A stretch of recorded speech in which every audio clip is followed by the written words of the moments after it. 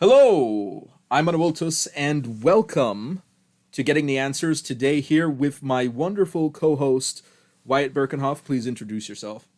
Hello, hello, hello, everybody. I'm Wyatt Berckenhoff, or the Breakdown with WB, and we're here today with I think it's gonna be an interesting episode. Indeed, today we are talking about the United Nations, a famous organization established after World War II that is still very influential today and is always at the center of international diplomacy nowadays. Yes, this is an organization that has a lot of history behind it as well, and something that I don't necessarily know if everyone knows really too much about it. It's kind of something that I think's talked about, but not really like educated about. Like in other words, in high school, I don't really think many people know what the United Nations is. So it's kind of one of those things people hear about and probably don't have enough, uh, time or motivation to figure out like what exactly is going on with the UN. Yeah. So to get into what the UN is, I think it's important to look at the United Nations Charter, the so-called the founding document of the United Nations that really lays out what the purpose of it is and how it's organized fundamentally, anyway. And of course, it has expanded since then to fill other functions, but I think that nevertheless the charter is useful for getting the gist of it, similar to how the U.S. Constitution is useful for getting the gist of the way the U.S. government is supposed to work. So I will show the UN Charter here, and I'll just read the preamble here. We, the peoples of the United Nations, determined to have succeeding generations. To save succeeding generations from the scourge of war which twice in our lifetime has brought untold sorrow to mankind. This is referring to World Wars One and Two, and to affirm faith in fundamental human rights, in the dignity and worth of the human person, in the equal rights of men and women, and of nations large and small, and to establish conditions under which justice and respect for the obligations arising from treaties and other sources of international law can be maintained, and to promote social progress and better standards of life in larger freedom, and for these ends to practice tolerance and live together in peace with one another as good neighbors, and to unite our strength to maintain international peace and security, and to ensure by the acceptance of principles and the institution of methods that armed force shall not be used save in the common interest, and to employ international machinery for the promotion of the economic and social advancement of all peoples, have resolved to combine our efforts to accomplish these aims. Accordingly, our respective governments, through representatives assembled in the city of San Francisco, who have exhibited their full powers found to be in good and due form, have agreed to the present charter of the United Nations and do hereby establish an international organization to be known as the United Nations. So that's the preamble, and we see some of the principles and goals behind it: human rights, equal rights of men and women, the rights of nations, large and small, to be protected, the obligations that countries have to each other through treaties, a desire for long term peace, and also social progress, economic and social advancement, which are things that I suppose would be a bit more, you could say, open ended. Right. We see the ideas, the creation of kind of what the United Nations is mostly used for, especially nowadays, because at the start you started to get a lot of the UN being involved in, territories at some points, but that's kind of at the start. But as you can see from their preamble and kind of what's in their documents and what they, stand by, their values, It's very much kind of what you were just saying, and I think that that is. I don't want to get too much ahead of what we're talking about here, but I think that's probably one of the more strong suits of the UN, being their human rights efforts. Even though there have been some debate over the effectiveness of certain things. Yes, and of course, these ideas that are put forward are also ideas that, especially among conservatives, not specifically in the context of the United States, but in a more worldwide context, there's many different types of conservatives around the world, and the exact type of progress or development or equality that the United Nations seeks to promote doesn't always align with what various conservative groups around the world would prefer. So in that sense, that lends itself to an opposition to the goals of the United Nations. Yeah, so one of the interesting things I think about the UN is that all of their, writings and documentation for what they want to do to help the world or how they want to unite the world, whatever adjective or verb you want to use there, it all sounds very good. Like I think a lot of people, like when they read it, struggle to say, no, I don't like anything what you said there. They may disagree on some parts or how to do it, compared to how the UN is doing it, but all of like their writings and what their values are, I guess you could say, to try to stop, world hunger, try to stop sex trafficking, things like that, are all good topics and things I would think everybody would be for. But then the problem comes of how the UN actually, does those policies. Yes, and then there's also the problem of in order to give power to a higher entity, that is power that you have to give up to yourself, and also therefore power that you cannot also give to people lower than yourself. So when a government decides to agree with a UN resolution, such as, let's say, the Kyoto Protocol, which is a binding resolution in regards to targets of carbon emissions. That means that any subsidiary entity of those countries that sign to that automatically don't have the power to enforce their ideas on how this should work, because they have to go with what the UN says. And at the same time, the people, the general population below that, also don't have that power as well. So I think that this is probably one of the big criticisms that people that are anti-globalist have against various UN resolutions, such as Sustainable Development Agenda 2030, formerly Agenda 21, such kinds of things, is because it operates power in a way that necessarily requires that power to be taken away from somewhere. And therefore, if people have more local interests in how they would want that power to be used, it creates a situation that makes it more difficult for them to actually have that power. And then they see the erosion of what they consider to be their sovereignty being eroded and taken away through an international body.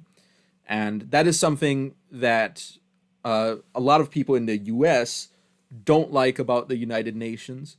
Now, that being said, this is true to varying degrees on various issues.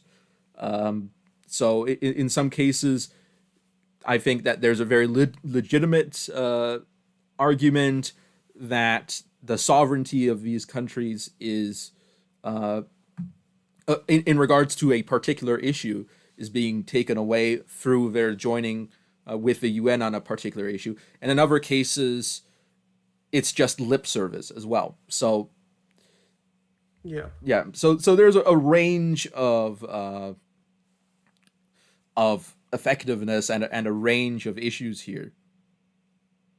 And one other thing there that a lot of people I think have don't like the UN for is that ultimately when you're involving nations and like the Security Council, some of the major councils the UN has to try to have safety or our environments, all of these councils the UN exist with, it ultimately involves all these nations agreeing to the policy.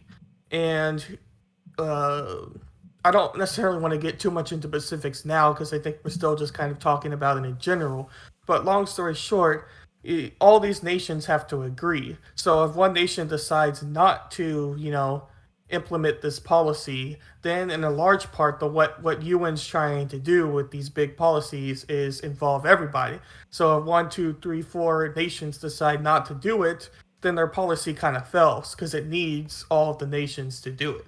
So it almost involves like a giant group effort. And anybody that has a job or is in school now knows that group projects don't always go well. Yeah, especially when you're talking about third world countries, maybe there might be a dictatorship that has an interest in going against what the U.S. Sorry, not the U.S. the UN wants, or a developing country that might not be interested in sustainable development because they want to develop faster and catch up with the rest of the world. So, and I think I saw a graph that showed the Human Development Index compared to the land usage per person, and the only country that fell into what was considered to be sustainable development on that graph was Cuba. And I think there's a lot of Americans that would not consider Cuba to be the model country that they should strive after. But that of course gets into other issues. But anyway, I think it's important to go a little bit deeper in what the UN is about. And so the UN also begins its charter after the preamble with some fundamental principles of the UN. So I'm going to read those here. So, Chapter 1, Purposes and Principles. So, the purposes of the United Nations are to maintain international peace and security, and to that end to take effective collective measures for the prevention and removal of threats to the peace, and for the suppression of acts of aggression or other breaches of peace, and to bring about by peaceful means and in conformity with the principles of justice and international law, adjustment or settlement of international disputes or situations which might lead to a breach of the peace, to develop friendly relations among nations based on respect for the principle of equal rights and self-determination of peoples, and to take other appropriate measures to strengthen universal peace, to achieve international cooperation in solving international problems of an economic, social,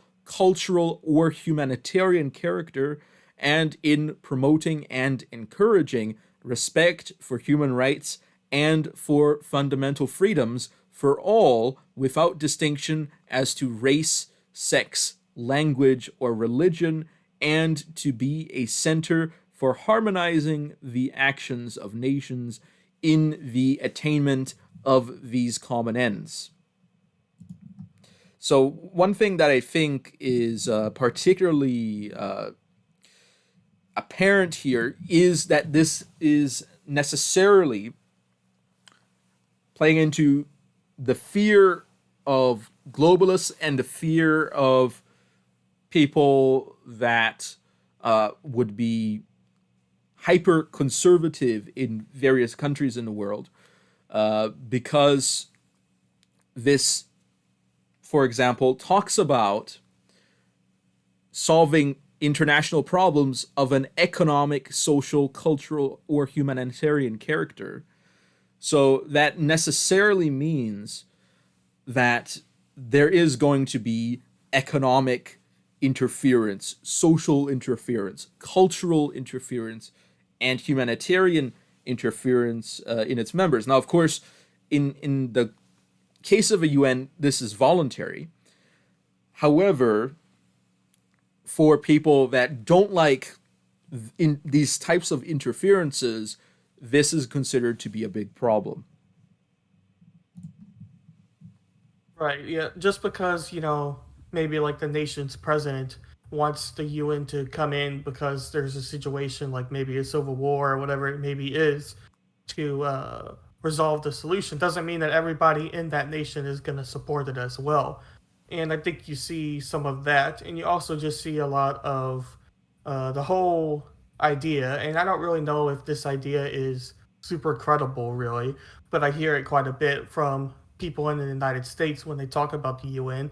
They're like, what is the UN's ego to say that you have to fit, this one way of doing something, and this is the way we agree with.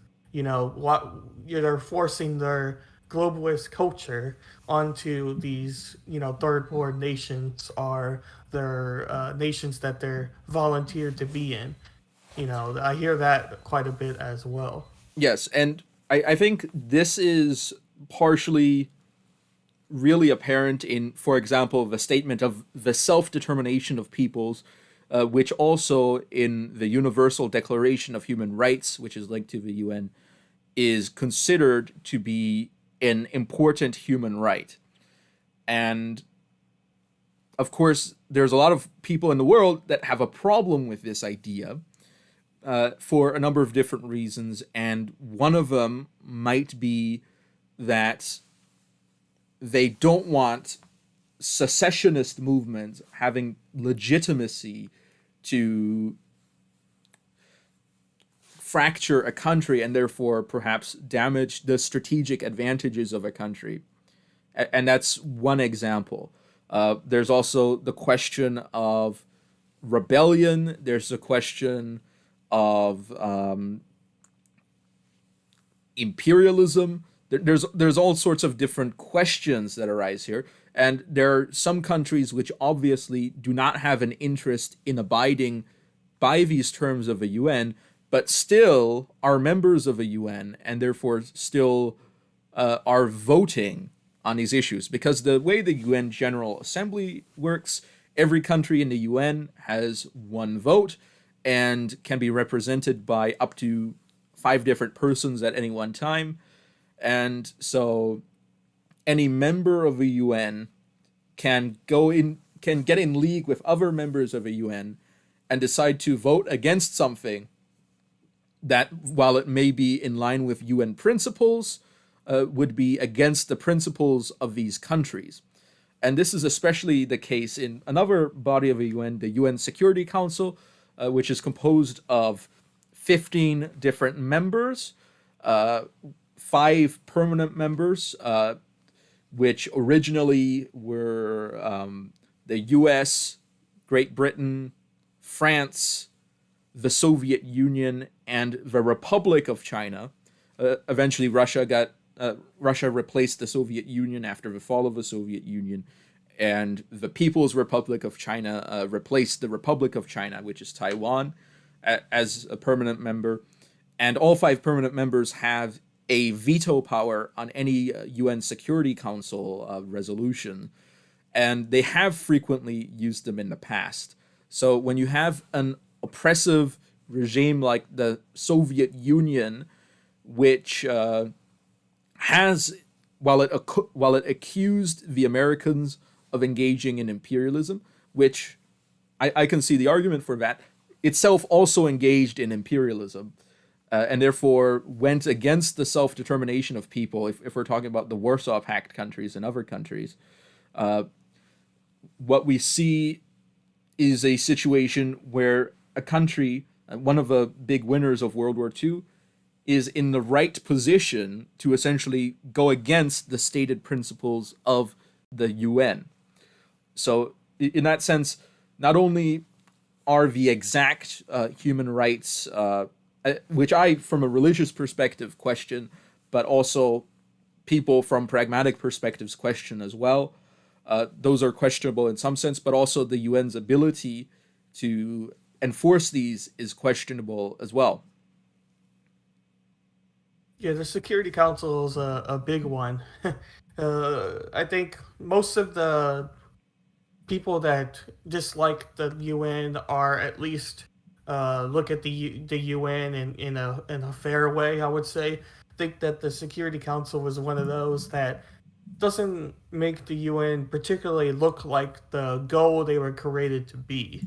Because if the goal is, to unite the nations and to come up with world solutions, having people that are permanent members of a Security Council with veto powers doesn't really seem like you would be reaching those goals.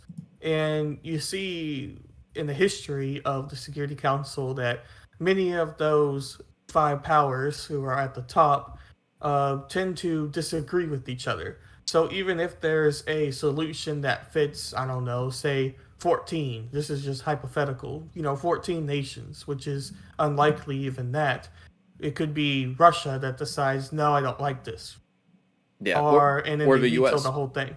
Or the US. Yeah, it goes both ways. Yeah, Yeah, it yeah, definitely goes both ways. and we can look at a historical viewpoint of when various resolutions were vetoed, and we see in one period it was mostly the Soviet Union, but in another period it was largely the U.S. and the U.K. vetoing uh, resolutions, and of course, going on the UN Security Council, we also see the military aspect of the UN, because in order for the UN to actually enforce treaties, to ensure that the peace that they want to have is preserved, they actually have to engage militarily at times.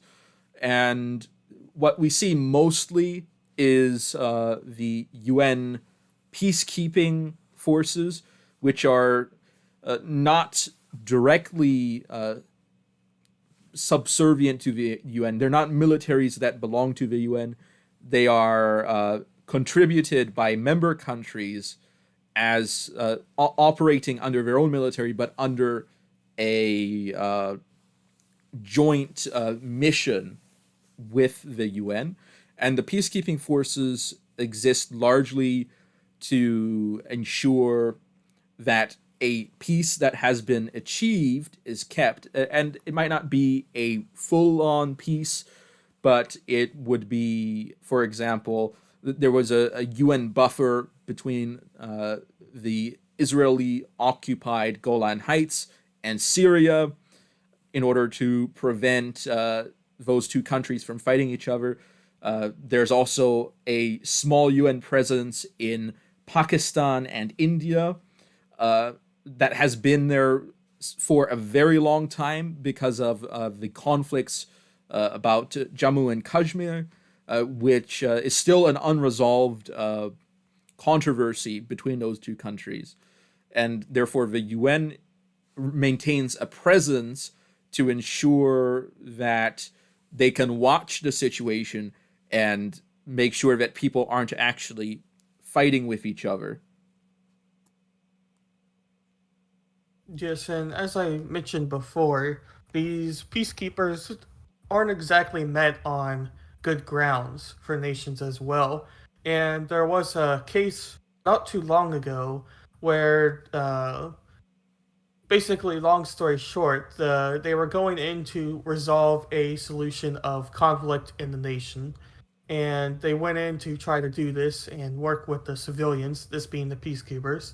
And after the peacekeepers came in to try to resolve, it turned out that there was an increased rate in sexual abuse that happened in the nation. And a lot of people point to the peacekeepers themselves because there's really no other uh, person to point at or group to point at that would suggest a huge increase as it did. Yes. And of course, this isn't something that's unique to UN peacekeepers. This is a problem with various military forces throughout history. And I do think that there needs to be very strict and severe discipline when such things arise. But this is a known problem, not just with the UN, but with various military forces throughout centuries, even thousands of years historically. So while I understand that a lot of people like to point to the UN specifically for doing this, I think that the UN is responsible in the sense that they might not have, insofar as their discipline is insufficient. However, I don't think that the UN is uniquely responsible in that way.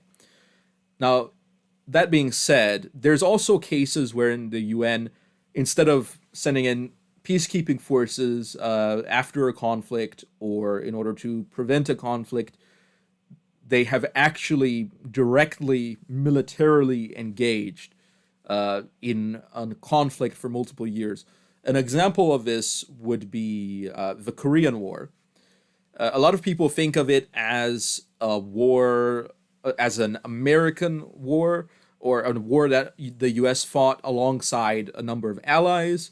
However, in the course of the war, the U.S. forces, although they made up the majority of the international force that was there, and although they had leadership overall over the forces, they had leadership through the mechanism of the UN. So that's an example of the UN militarily intervening in a country, and I think that's the largest case of this is the Korean War. There's also an incident in Somalia where there was a much smaller UN interference because of the Somali civil war. But the Korean War is really the largest time this happened, and in the timeline of the UN, it happened very early in the UN's history, and it seems like similar events haven't really happened, at least not to that scale, since that time. And I guess maybe in the future there might be something like that, but I don't know. Yeah, hard to say really, but you can see that uh, kind of the main thing there is that the UN has been willing to do something like that. Now, it may not have been recent in the past, 5 years or something, but it doesn't mean that it won't, necessarily happen again. So then you have to argue on if that's justified for the UN to do that, and then you start to get into that argument. And I think many people would consider that to be something of an overstep that the UN is taking. Yeah. I think another thing to understand here, because I mentioned the Korean War, is the relationship specifically between the United States and the UN. Because I think it's a unique relationship compared to other countries, even in the UN Security Council. So, of course, the UN meets in New York City nowadays. So that's an obvious connection there. But what a lot of people have complained about on the UN side is that the US, while it's very supportive of the UN, is also a country that considers itself above the UN in many ways. And therefore, opponents of the UN internationally very frequently see the UN as a vehicle of American power. And the UN, in some ways, even the International Court of Justice, established in concert with the UN, had problems with the US, for example, when the country of Nicaragua sued the United States. Because in their International Court of Justice, it's countries that are suing each other.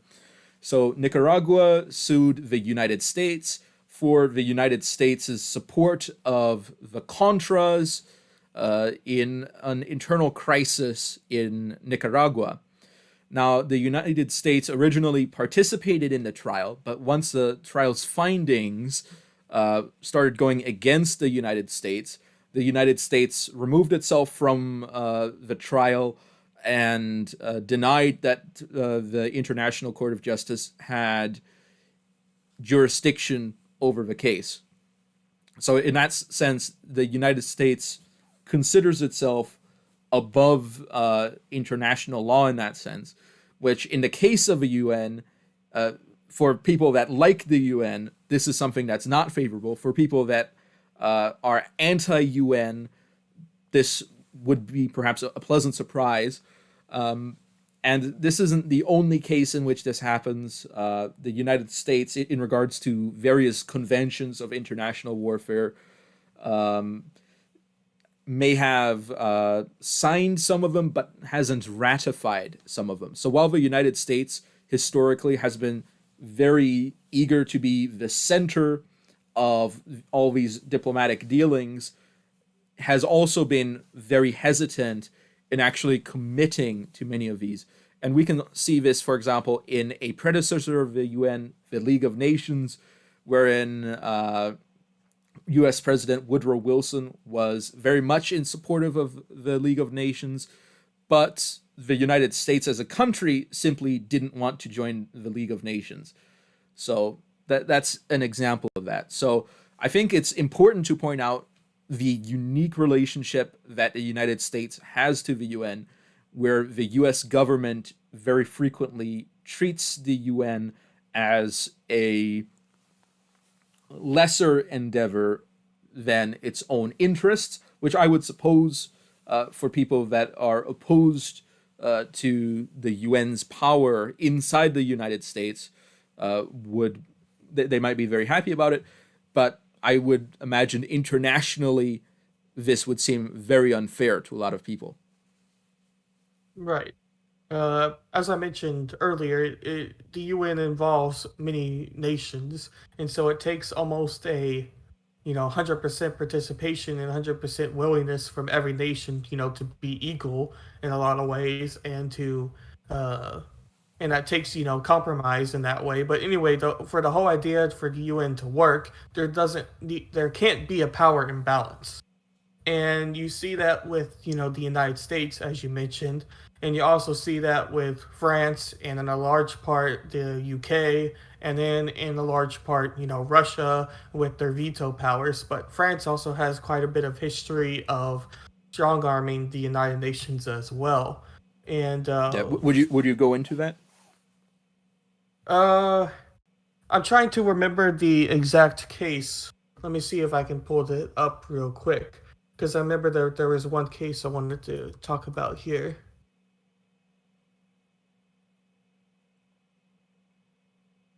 As I pull that up.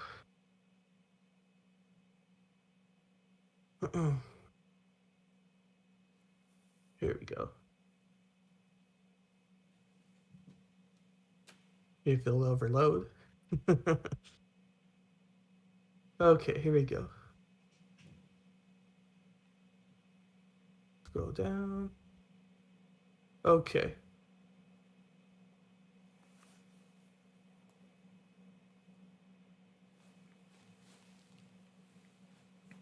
Alrighty. So in 2017, and I'm just going to summarize this, the UN Secretary General and the World Bank President Jim Yong Kim launched the One Planet Summit, which was basically the idea of climate change. But you know how Paris has their Paris Accords, to do Yep. that. This is a little different, more focused on the United Nations. But long story short, they were making this group of experts to be on this council, and one of the nations decided not to join it, and they essentially strong armed the nation to join and agree with what they were saying. Are they? It doesn't say what they pressured them with here, but they suggested that there was pressure, and I'm not sure exactly what they mean by that, but that was kind of the example I was thinking about that was recent. Yeah. Well, France, of course, is on the UN Security Council and Yes. is a country that is active internationally, especially in Central and West Africa, where you see the currency unions, the Central African franc and the West African franc, which which used to be united with the French franc. I don't know what the official terminology of all of this is, but is now united, pegged to the euro. So therefore, France, through France, there's a larger, a greater eurozone, and France is also militarily involved in various missions against terrorist groups and insurrections in those regions as well. So in that sense, France is one of the countries that is very active internationally, like the U.S., but not to as great as an extent. I suppose Britain is also active, not to the same extent as the U.S. is, though. And of course, China nowadays is trying to grow its power, and Russia is. I wouldn't say they're trying to grow their power as much as they're trying to find a new stability through perhaps some expansion in certain areas. So, in that sense, however, the growth of China as it is emerging is something that could put the UN at risk, especially since recently I heard that the Chinese state news suggested that there should be readiness for nuclear war. I'm not entirely sure as to the extent that this message was made, and to what seriousness this is taken in the Chinese government. But this was in response to probes on coronavirus made by the Biden administration. And of course, I for some time have predicted that tensions between the U.S. and China would escalate, and that's what we're seeing. And in the case of the United Nations, what would destroy the United Nations is probably the same thing that has created it, and that would be a world war. Yes, I think that that would definitely destroy it. There's probably some more subtle things that could destroy it before, but I don't know if you could necessarily destroy everything in the United Nations. And uh, I feel like you could give an entire, talk just on if we think another world war is going to happen, Yeah, and just with the and to be way honest, I things don't are think looking. I don't think that this is going to be a global conflict if the U.S. and China get into a war. I don't think it's going to be a global conflict, simply because of the way alliance networks are in the world today. I don't think that's going to happen. Um, but I do think that one of the Security Council members being at war with one of the other Security Council members is something that really compromises the integrity of a UN Security Council, at least the way it is currently operated. So just as the League of Nations was made by the winners of World War One, the UN was made by the winners of World War Two. What we would be seeing is, if not a collapse of the United Nations, a a reorganization and a reorientation of the United Nations and its principles if a large scale war were to break out between one of the two major powers.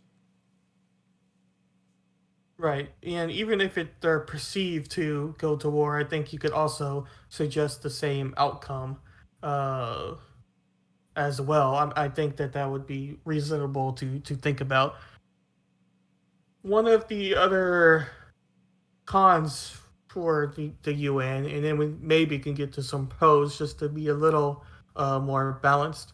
But no, not there. So there's the idea that it's unbalanced, as we're already suggesting here. One of the more cons I saw from this site here, from it's just proandcons.com with the UN, it states that they do political compromises. So I'm just going to read what they put. UN consists of a big group of contradicting states, and due to various political compromises, the founding principles are always undermined by member states. So the idea there, from what I read from it, is that the idea of political compromises in some ways can be good, but usually when you think of compromises when it comes to two nations, the person that has the stronger hand ends up getting the better deal because they're not going to give you a fair deal most of the time. And you saw that with, the Treaty of Versailles and with Germany. Not that the UN was involved with that, but I'm just giving examples. Where basically the person that is perceived to have the stronger hand most likely is going to get a better deal. And a lot of times it's at the cost of the other nation. Yes, that's true. I would say that another element to the UN, a big event recently would be the Sustainable Development Goals, previously called Agenda 2030, uh, which are heavily criticized by the American right. Um, and a lot of these are in line with ideas of some of the ideas that people call the Great Reset, although it is a different thing. I want to emphasize this. So I just want to go over these sustainable development goals real quick, since they are a major element of what the UN wants to achieve in a non-military and in a non-diplomatic international relations context, and in a more grounded humanitarian, societal, economic concept. So, goal one: end poverty in all its forms everywhere. Um, this, of course, is heavily criticized because it's in some ways hard to quantify, because there, of course there's different definitions to poverty, different ways to define it, but also because different countries have different reporting standards, and also because it might not actually be feasible to do depending on who you ask. So what do you think about that? Yeah, the idea of ending poverty, like I suggested at the beginning, is an idea I think everybody would be willing to do. And if it's possible, I would think people would be involved to do so. But the question is if it is possible.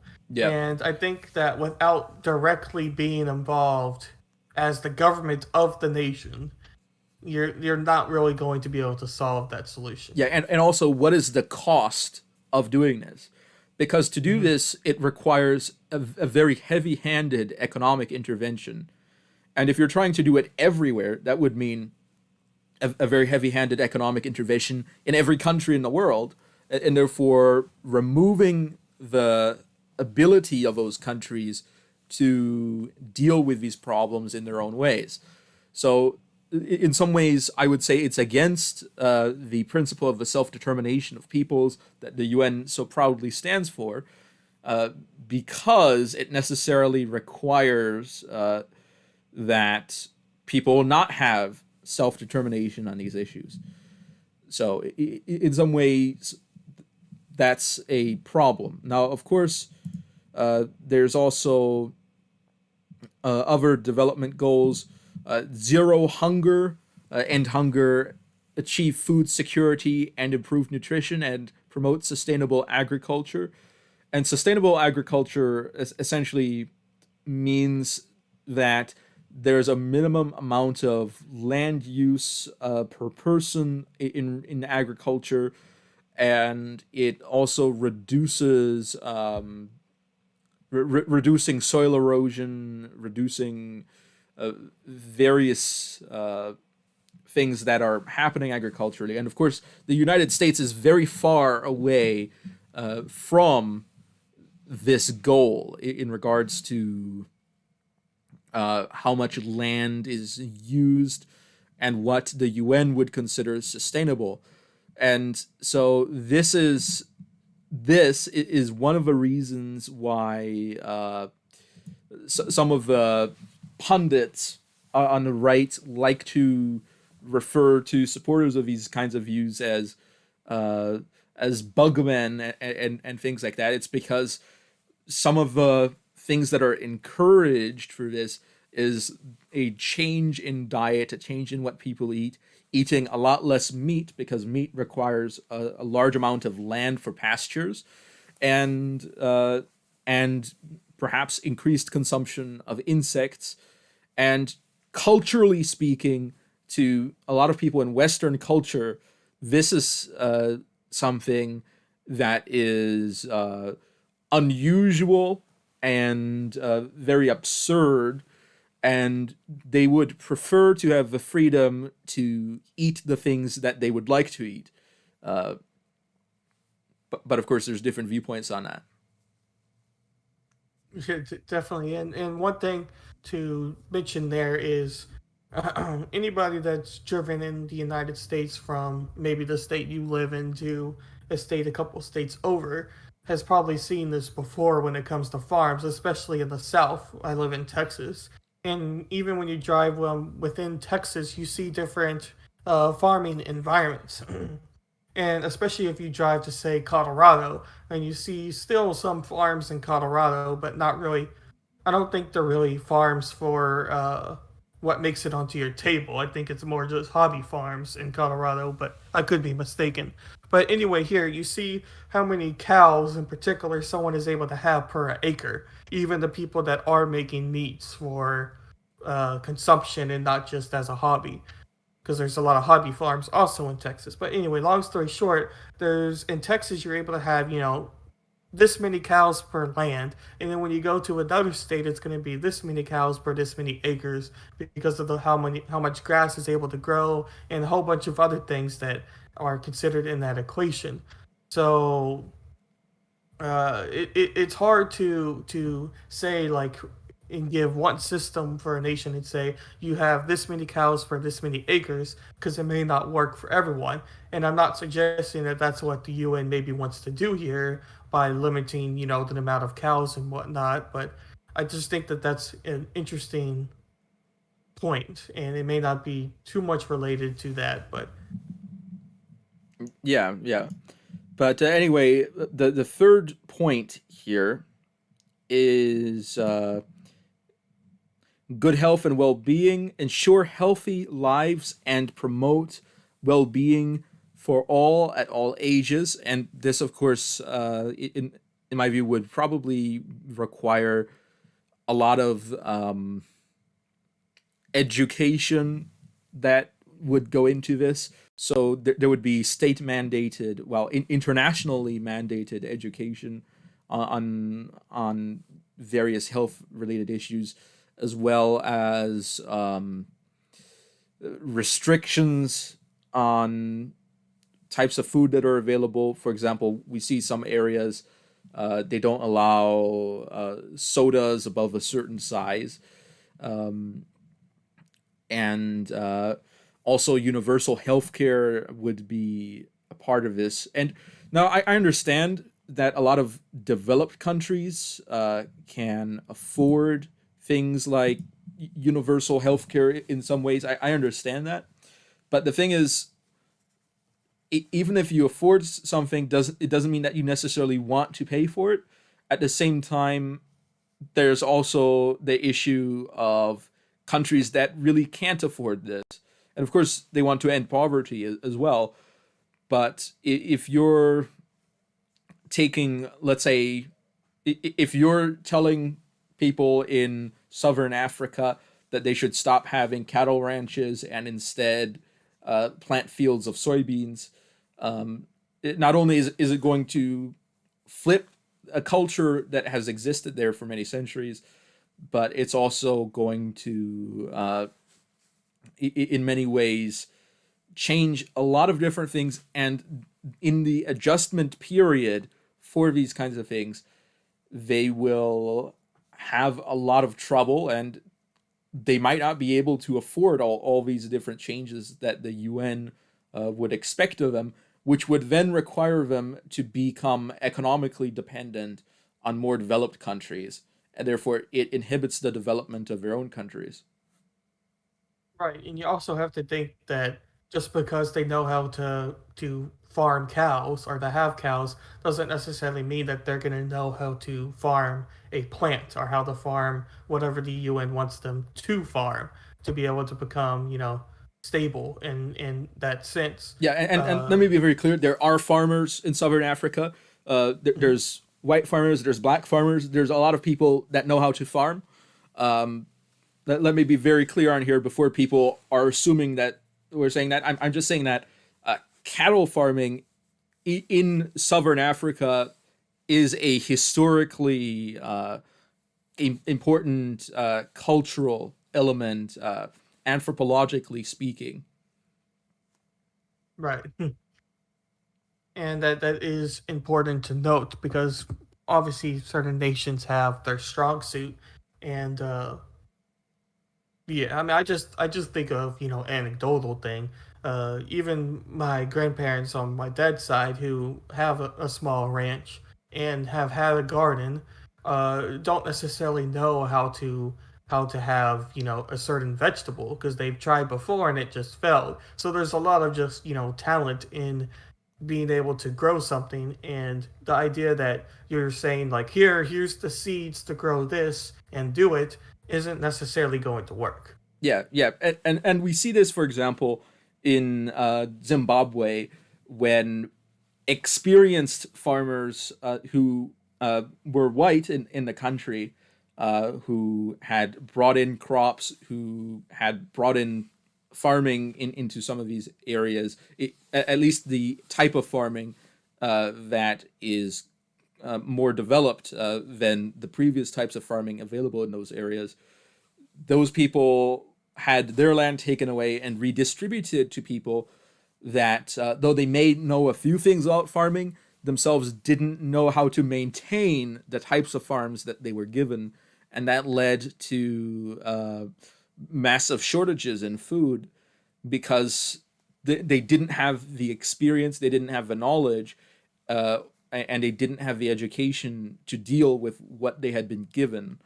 And and therefore it led to a lot of problems, and we see this in some other African countries as well. So I think that understanding these things, understanding that any change you make necessarily requires a transition and necessarily will lead to, for the new things that are gained, old things are necessarily lost in some way or are emphasized in a different way, and therefore it has an impact on society, an impact on economics, an impact on the lives of people. And so just gallivanting in and saying, no, the way you're doing everything here is wrong, even though there might be legitimate problems here, and I'm not saying that people shouldn't bring up legitimate problems, but going in and simply reorganizing everything like this is not an effective way. And that is a criticism that people have of the sustainable development goals, is that they're not really detailed in how they want to achieve these things. They're not highly detailed in exactly what order these goals should be taken in. It's just simply an idea that by 2030 we want to accomplish these things, and honestly, we're not really on track for any of these goals. Right. And also, you have to consider that education, if the idea is giving farmers these seeds and educating them on how to do it in their environment, is going to cost a lot of money as well. So you have to figure out where that money is going to come from. And in a lot of ways, you would also have to know the conditions for Yeah, because farming in the 21st century uh, requires more expertise than farming in the 20th century, than farming in the 19th century, than farming in the 18th century. And this is because of the advancement of technology. It's because there's new ways to fertilize the soil, there's new chemical treatments, there's questions of GMOs, there's all sorts of new tools that are being sold and new advancements that people make, and therefore it requires a greater expertise than it used to. Even though the exact individual labor hours that go into farming and maintaining our field are lower, the technology also requires the people that are doing the labor to know more things about how all these different things work than, let's say, if we go back to the Middle Ages and we farm then. Even though even then you wouldn't expect some random person from a city to go down and run a farm without having any knowledge of how that works. He would still need advice and get into how things work and when exactly to harvest and everything. So in that sense, farming is a science unto itself, and therefore shifting from one kind of farming to another kind of farming is very disruptive to people because it requires them to learn new things, which is useful, but we can't all be experts on all things, so it still is a difficult path. But anyway, moving forward, getting onto the point of quality education, ensure inclusive and equitable quality education and promote lifelong learning opportunities for all. And this is an issue that people run into with social justice, um, equitable education, because a lot of people want there to be total equity in the fields that people go into or in the types of jobs that people come out of from education, when in fact it simply is true that not everybody has the same interests, between the sexes, between different cultural groups, between different kin groups. It's not all going to be the same. There's different influences people have. There's different proficiencies people have. People are good at some things, bad at other things. And so that goes into that. And also the question of, if we're going to give everyone education, how much education should we give them? Because historically, in the US, it used to be there was no public education, and then people said, well, we should give people education. You get elementary education, middle school, high school, and then you're ready to take on life. But then, of course, now people are saying people should get a full ride free college education as well. And then the question is, how much education should people get? And should people be conveyed here to there on that? And if we decide that people should have a lot of education, what exact kind of education people have? And I think this is a bit more your type of expertise here. So what do you think about it?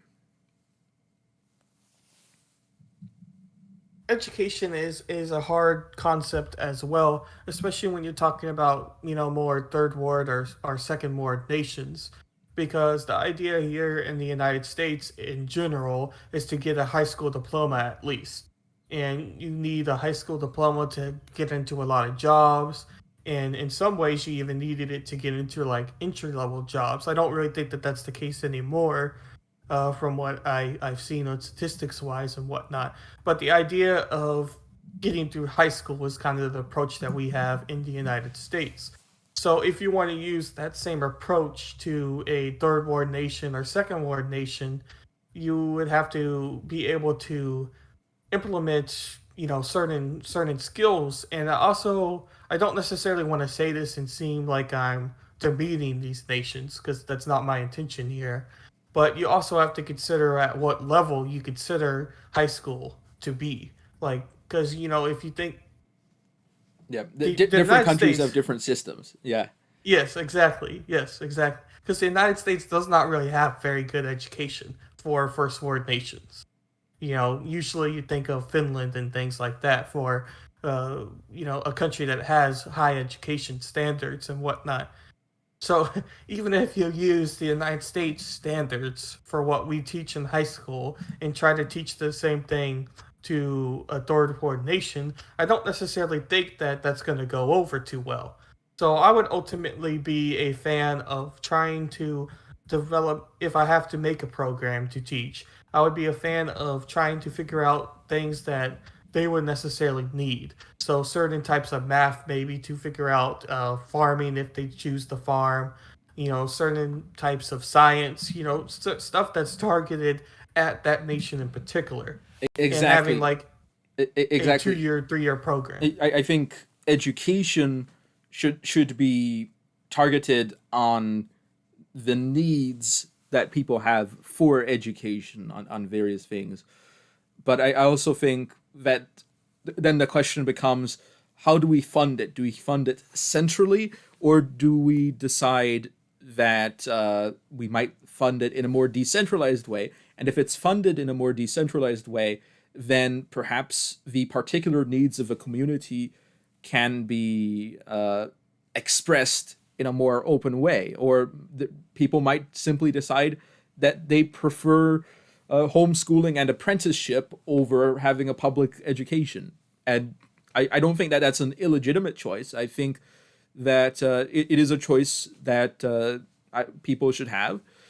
And in some cases, it might be a better choice than other choices. Of course, it all depends on the society that this is happening in. Right.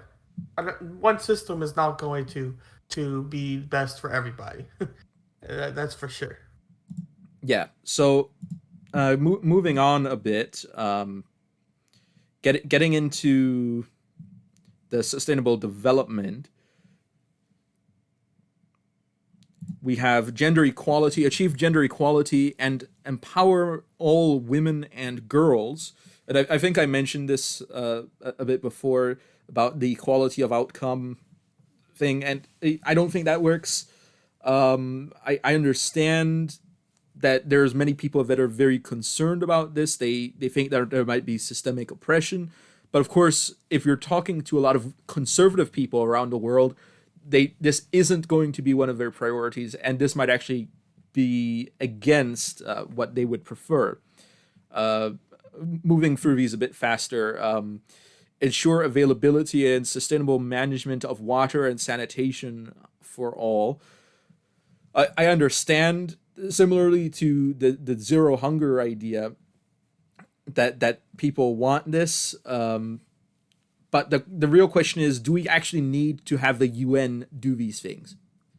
In my opinion, I don't think we need to have the UN do these things. I think people in those countries understand that they want to have clean and usable water. I don't think they need the UN to uh, agree that it is something that they need and want. Yeah, it's like it would be like a teacher giving you a pat on the back for A+. It's like you already know you have that. So it's like you don't really need the UN to say, "Hey, you got an A+," or "Hey, you have a water problem." You know, it's like yeah, Yeah, I'm with you on that one. yeah, and of course, if people from more developed countries want to help people from less developed countries, and those countries that are less developed want to receive that help, I don't see a problem with that. Um, but you have to make sure that although people want the development to be sustained in the context of the UN, there's also the question of, is it sustainable in the context of a country? And I'm not arguing for an autarky for all countries are self-sufficient. I'm not arguing for that. What I'm saying is that being heavily dependent on other countries can be a disadvantage in certain contexts. Now, in the context of, let's say, Belgium, you're in an area where all your countries are happy neighbors of yours, and it's not really a problem. But in the context of some countries in the Middle East or in some parts of Africa, it might be a problem if you're dependent on other countries, especially if it's keeping your own country from developing its own infrastructure to develop those things that other countries are doing for you. So getting a bit farther on here, affordable and clean energy. Ensure access to affordable, reliable, sustainable, and modern energy for all.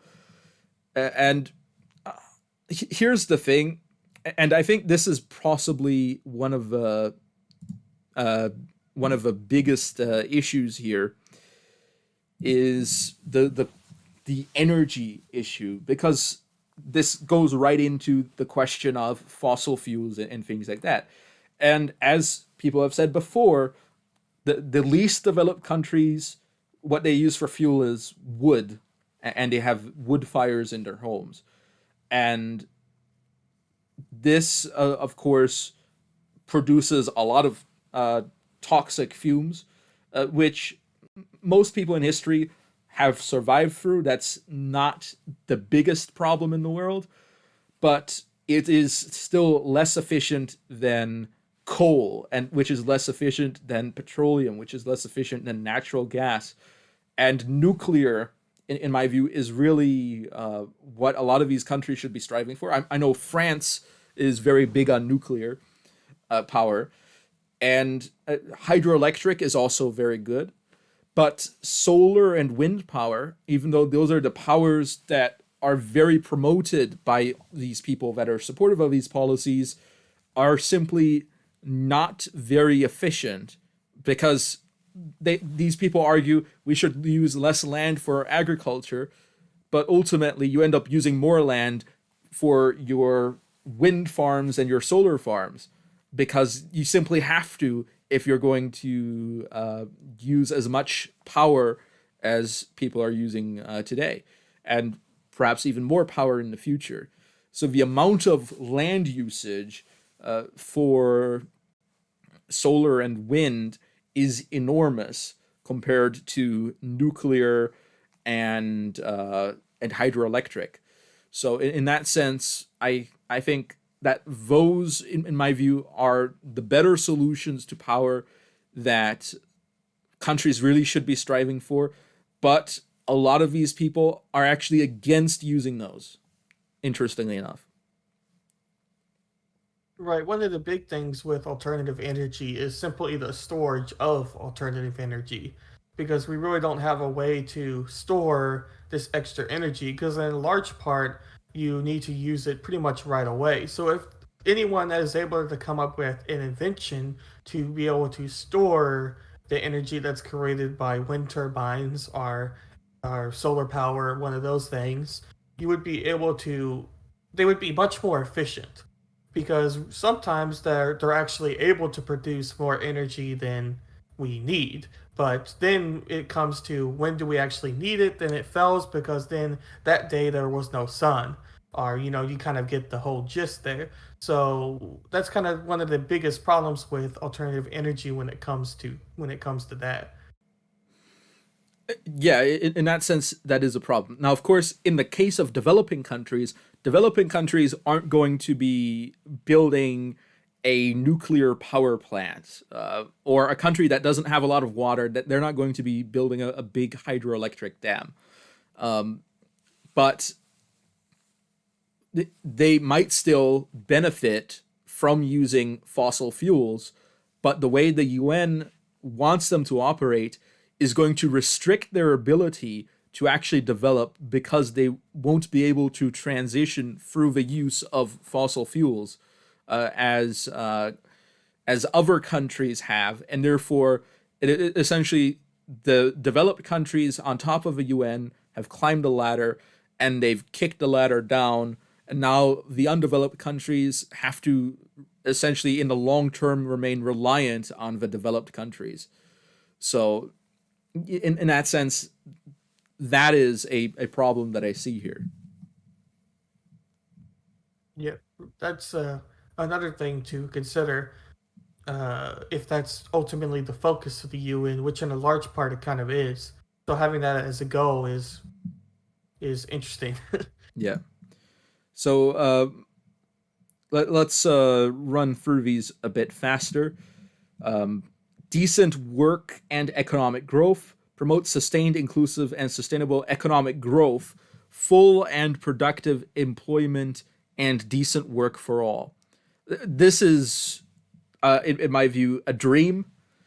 Imagining uh, permanent, sustainable economic growth is not realistic, in my view. Um, and having full and productive employment also is a bit an excessive idea, because not everybody wants to be employed, and even people that are employed, not everybody is going to be as productive as they could be. So it, this seems a bit absurd as a goal to me. It's one of those that's good to hear, but when you start thinking about it, there's many problems. Yeah. Goal 9: build resilient infrastructure, promote inclusive and sustainable industrialization, and foster innovation. And once again, sustainable industrialization. That means that countries that haven't industrialized yet are going to be slowed down once again, and will not be able to catch up with the developed world as quickly. And of course, infrastructure. I think you don't need other countries to tell you where infrastructure would be useful. Yeah, I agree with that. Yeah. Uh, reduce inequality within and among countries. Period.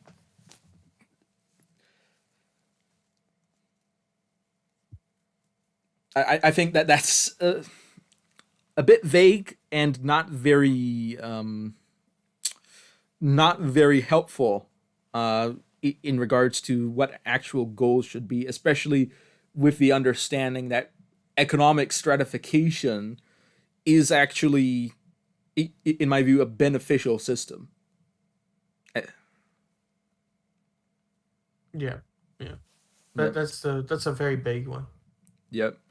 Goal 11: make cities and human settlements inclusive, safe, resilient, and sustainable. Um, make what does it mean making a settlement inclusive?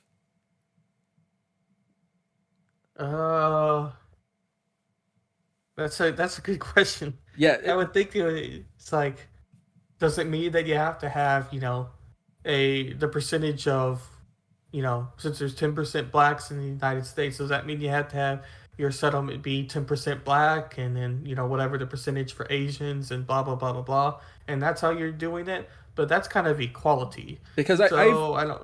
I've lived in Italy, and I've seen some road work designed in line with Agenda 21. Yeah, Agenda 21. And I've I've seen firsthand the way that they want roads to be, where traffic is guided away from city centers so that uh, pedestrian traffic will be predominant. But the problem is, it creates all these weird one-way streets, and it's a nightmare to drive through towns like that. So in my view, I understand people want more pedestrian activity, and have this idea of a pedestrian community, which is one of these things that this is leaning into. But I simply see that in some cases this is actually inefficient in the way it promotes that. Right. I think I would have to see an example to really understand myself on exactly what they're talking about there, but it Yeah, does sound a little nightmarish in some ways. yeah. Let's just say it's an enemy to motorists. But goal 12: ensure sustainable consumption and production patterns, um, which essentially means that you're going to have to cut back on the things you use. You're going to have to cut back on your luxuries. You're going to have to cut back on your quality of life. Um, maybe to the level of Cuba. Who knows? Yeah, hopefully not. Yeah. Goal 13, take urgent action to combat climate change and its impacts.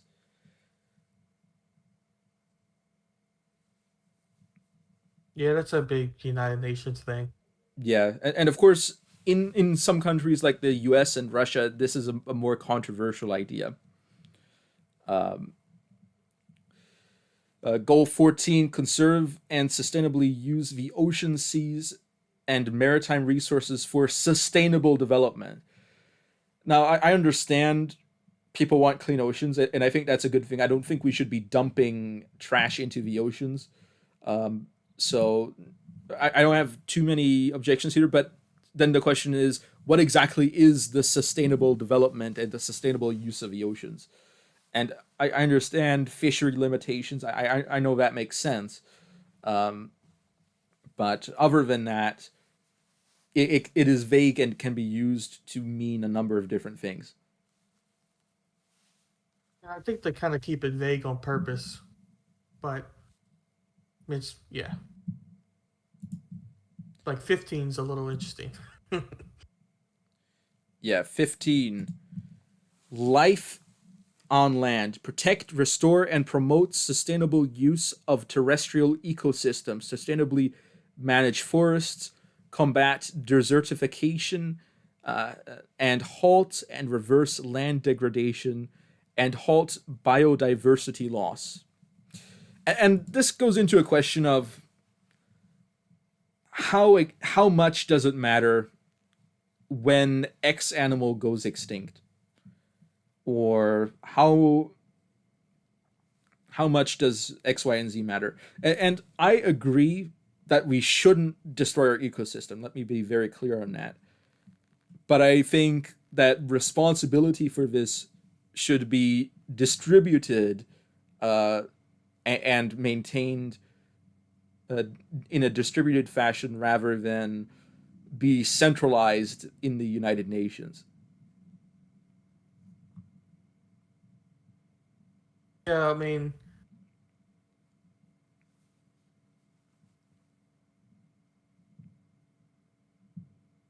Yes?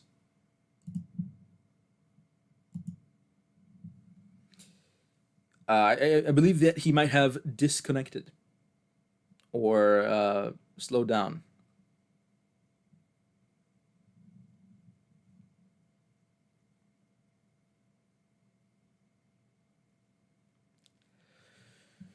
Who knows? I hope his internet has not gone down because that would be a bad situation. Anyway, I will continue, assuming that everything is going well. So, number 16, peace, justice, and strong institutions promote peaceful and inclusive societies for sustainable development, provide access to justice for all, and build effective, accountable, and inclusive institutions at all levels. And once again, who gets to define this justice? The UN. So this is interesting because accountable institutions at all levels, but then we have the UN. And I understand that the UN is considered to be accountable, but of course, many countries in the world are dictatorships, so, and they're not going to subscribe to this, and this just simply isn't going to happen. Number 17, strengthen the means of implementation and revitalize the global partnership for sustainable development. Simply not going to happen. Some countries, some European countries likely, will try to implement all of these, but the fact is that very many countries will not.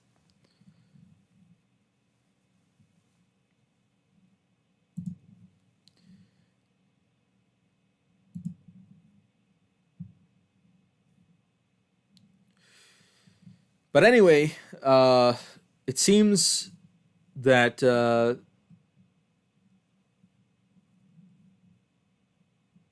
that Mr. Berckenhoff has left us. Perhaps his internet went down.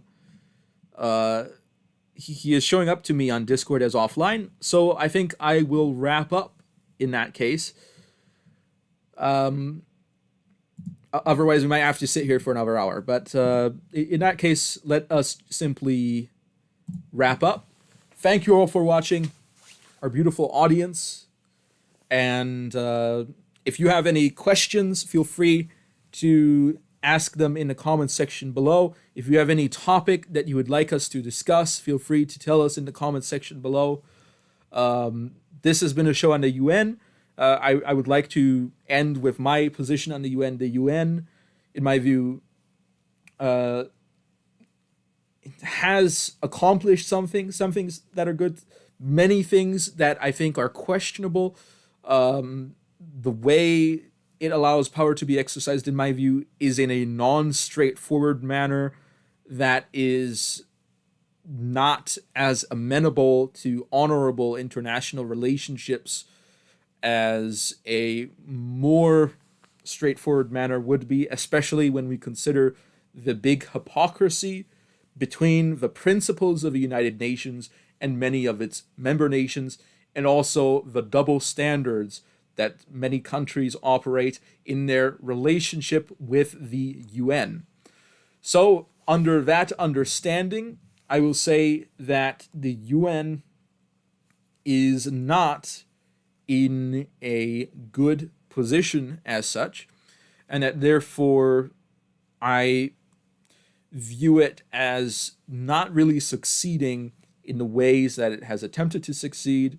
And although it is generally more successful than the League of Nations in its power and in the support that it has from other countries, I do not see it as being a necessary element of international relations. But anyway, tell me what you think in the comments section below, and we will be seeing you all next time. Anavultus over and out.